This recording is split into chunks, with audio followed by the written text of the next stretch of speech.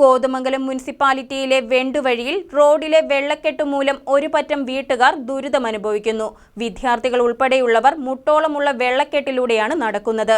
വർഷങ്ങളായുള്ള പ്രശ്നം പരിഹരിക്കണമെന്ന ആവശ്യം അധികൃതർ അവഗണിക്കുന്നതിൽ നാട്ടുകാർ രോഷാകുലരാണ്.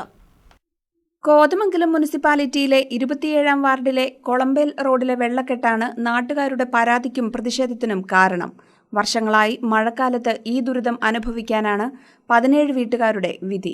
മുൻപുണ്ടായിരുന്ന തോട് സമീപത്തെ വീട്ടുകാർ മൂടിക്കളഞ്ഞതാണ് വെള്ളക്കെട്ടിന് കാരണമെന്ന് നാട്ടുകാർ പറഞ്ഞു.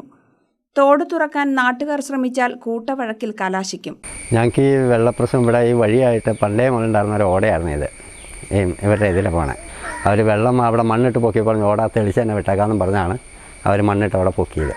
അതിനുശേഷം ഇപ്പോൾ 2 വർഷമായിട്ട് ഈ ഓടയിൽ വെള്ളം വിടാൻ അവിടെ ചെന്നാൽ അവർ തെറിയുടെ ബഹളമാണ്. എല്ലാവരെയും ഒച്ചപ്പാടും ബഹളവും ആയിട്ട് എന്നും പോയി. ഞങ്ങളിവിടെ ഓട തുറക്കും അവരടയ്ക്കും. സ്ഥിരം ഇത് തന്നെ പരിപാടി. 10-15 കുട്ടികളിലെ കുഞ്ഞു പിള്ളേർ 5-6 പേര് 10-15 പിള്ളേർ സ്കൂളിൽ പോകുന്നുണ്ട്. അവർക്കൊന്നും പോകാനുള്ള ഒരു മാർഗ്ഗമില്ല. വെള്ളം ഇവിടം വരെ എത്തും. വെള്ളം കയറി മെത്തി കഴിയുമ്പോൾ ഇവിടം വരെ വെള്ളം എത്തും. അങ്കണവാടിയിലേക്കുള്ള കുട്ടികളും മറ്റു വിദ്യാർത്ഥികളും വെള്ളക്കെട്ടിലൂടെയാണ് നടക്കുന്നത്. മലിനജലത്തിലൂടെ നിത്യവും നടക്കുന്നത് മൂലം പലർക്കും അസ്വസ്ഥതകൾ ഉണ്ടാകുന്നുണ്ട്. ഏതു വിധേനയും വെള്ളക്കെട്ട് ഇല്ലാതാക്കാൻ നടപടി വേണമെന്നാണ് ആവശ്യം. ഞങ്ങൾക്കിപ്പോൾ അത്യാവശ്യം കൂടെ ഒന്ന് നടന്നു പോകാനുള്ള രീതിയിലൊന്ന് ആക്കി തന്നെ മാത്രമേ ഞങ്ങൾക്ക് അപേക്ഷയുള്ളൂ. വേറെ ആരുടെ വീടിന് ഒരു കാരണം ഞങ്ങൾ മിനിങ്ങാന്ന് ഇവിടെ ഒന്ന് വകഞ്ഞു മാറ്റി വെള്ളം പുറത്തേക്ക് വിടാനായിട്ട് ഞങ്ങൾ ചെയ്തതാണ് 2-3 പേര്. അപ്പോൾ അന്നേരം അവിടെ ഈ തൊട്ടടുത്ത വീട്ടുകാർ അവിടെ ആ മണ്ണിട്ടത് പിന്നെ മൂടിക്കളഞ്ഞു. പക്ഷെ അവർ പറയുന്ന ന്യായമുണ്ട്. അവരുടെ ഭാഗത്ത് മതിൽ ഇരുന്ന് കഴിഞ്ഞ് കഴിഞ്ഞാൽ അവരുടെ വീടിന് കോട്ടം സംഭവിക്കുമെന്ന് പറഞ്ഞു. അപ്പുറത്തുനിന്ന് ആ ചെളി മാറ്റി കഴിഞ്ഞ് കഴിഞ്ഞാൽ ഈ പറഞ്ഞ പോലെ അവരുടെ വീടിൻ്റെ സൈഡിലാണ് ക്ലോസറ്റിൻ്റെ കുഴി ഇതാക്കിയേക്കെന്ന് പറഞ്ഞു. അങ്ങോട്ടേക്ക് വെള്ളം ഇറങ്ങുമെന്ന് പറഞ്ഞു. ഇതിപ്പോൾ ഒരു രക്ഷയിലും ഞങ്ങൾക്കിപ്പോൾ ഇതിൽ കൂടെ പോകാൻ ഒരു നിവൃത്തിയില്ല.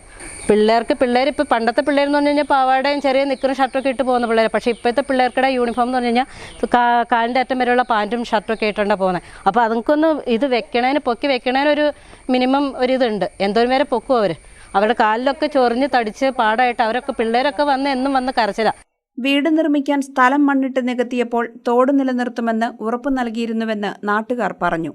എന്നാൽ പിന്നീട് അതുണ്ടായില്ല. ഫണ്ട് അനുവദിച്ചുവെങ്കിലും വീട്ടുടമയുടെ സമ്മതപത്രം ലഭിക്കാത്തതിനാൽ റോഡ് നവീകരിക്കാൻ കഴിയില്ലെന്നാണ് മുനിസിപ്പൽ കൗൺസിലറുടെ വിശദീകരണമെന്ന് നാട്ടുകാർ പറഞ്ഞു.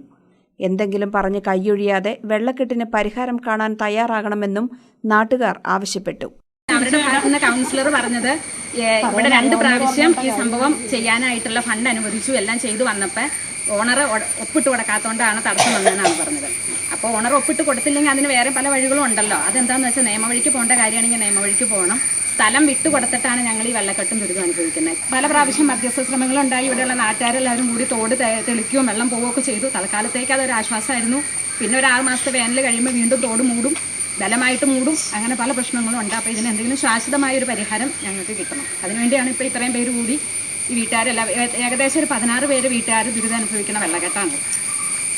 News desk KCV news.